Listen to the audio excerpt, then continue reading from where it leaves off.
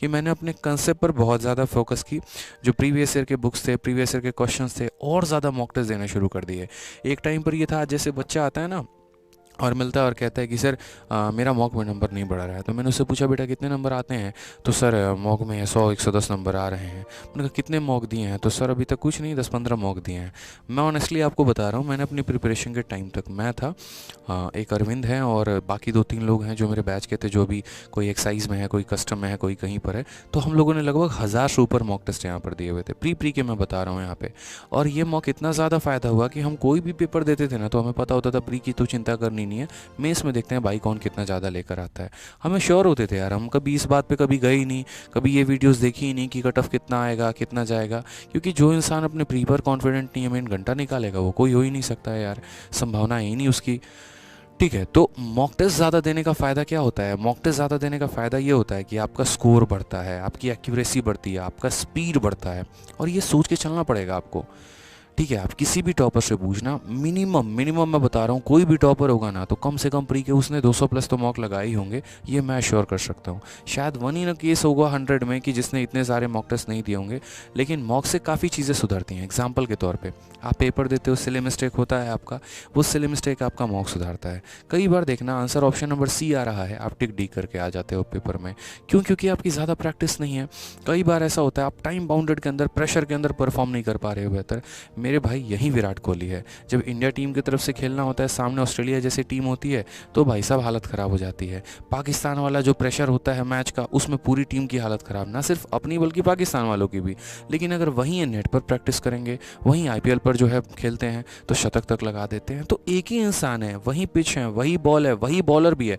अब वही देख लो, वही ऑस्ट्रेलिया का बॉलर जो है बॉलिंग करेगा आईपीएल में, धो डालेगा उसको। क्या होता है? प्रेशर नहीं होता, यहाँ पर खुला खेलने का मौका होता है। एग्जैक्टली मॉक भी सेम आप ही की तरह है, मतलब मॉक का भी सिचुएशन सेम ही होता है।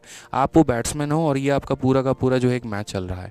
घर पर पेपर दोगे, कोई दिक्कत की बात नहीं आएगी, मॉक में अच्छा आएगा। मेन पेपर जब जाकर दोगे ना, तो वहाँ तुम्हारे पास 100 फ्रस्ट्रेशन आ जाएगा और नर्वसनेस 7वें आसमान की होगी। तो मॉक में जितना बेहतर करोगे, कहते हैं ना कि नेट की प्रैक्टिस जितनी अच्छी करोगे, मेन मैच में उतना बढ़िया परफॉर्मेंस होगा। एग्जैक्टली सेम बात कह रहा हूँ कि जितना बेहतर मॉक दोगे, जितना ज़्यादा मॉक दोगे, उतना बेहतर अपने पेपर में स्कोर कर पाओगे। तो उस चीज़ का थोड़ा सा ध्यान रखना। अच्छा, मॉक में कम नंबर भी आ रहा है तो उस बात से हताश नहीं होना है मेरे भाई। किसी के ऐसा नहीं होता कि पहला मॉक ही 120 आ गया, 130 आ गया और वहाँ से स्टार्ट कर रहे हैं। हर कोई मॉक में 40 नंबर 50 नंबर से ही स्टार्ट करता है। वो स्टार्ट वहाँ से होता है, बट वो धीरे धीरे धीरे धीरे बढ़ बढ़ के 180 190 तक भी जाता है। मैं आज बोल रहा हूँ आपसे कि मेरे कभी भी मॉक में 200 में 200 नहीं आया, 1000 मॉक देने के बाद भी नहीं है। कारण जीएस होता था, कई सारी गलतियाँ हो जाती थी। 195 तक मैं गया हूँ, लेकिन 200 कभी नहीं आ पाए। मेंस में आए हैं, मेंस में मैथ में भी आया है, इंग्लिश में भी आया है। तो ये चीज़ होती है। तो हमेशा बेहतर करने की कोशिश, अपने टारगेट को बीट करने की कोशिश। ठीक है, फिर उसके बाद जैसे मैंने छोटे छोटे काम किए थे हर मतलब सब्जेक्ट में, मैथ हो गया, इंग्लिश हो गया, रीजनिंग है, कि मैंने अपने स्मार्ट अप्रोच बचाने शुरू किया। मैथ्स में ही मैंने काफ़ी सारे कंसेप्ट निकाले। जैसे सीआई का मुझे क्वेश्चन परेशान कर दिया था, तो मैंने पूरा सीआई का एक खोज निकाला कि यार है ना, ये वर्कआउट कैसे करता है।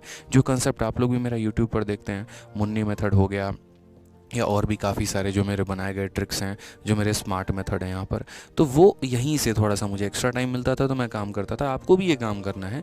मैथ्स में हो गया पर्टिकुलरली, जैसे याद कर लो आप कि 3 बार का सक्सेसिव कैसे निकालते हैं, 2 बार का कैसे निकालते हैं, और भी छोटे मोटे फार्मूला हो गए आपके। ठीक है, डेविएशन कैसे हम लगा रहे होते हैं चीज़ों को लेकर। उसके अलावा जैसे मानो हम जीके की बात करते हैं, आप जीके में भी आप देखते हैं काफ़ी सारी घटनाएँ हो जाती हैं। घग्गर का युद्ध है, पानीपत का युद्ध है, या और भी काफ़ी इंपॉर्टेंट, जैसे मान लो कि गदर पार्टी का स्थापना कब हुआ था, Hindustan socialist Republic association HSRA HRA, सारी ये पार्टी की स्थापना कब हुई थी, आर्य समाज के फाउंडर कौन है।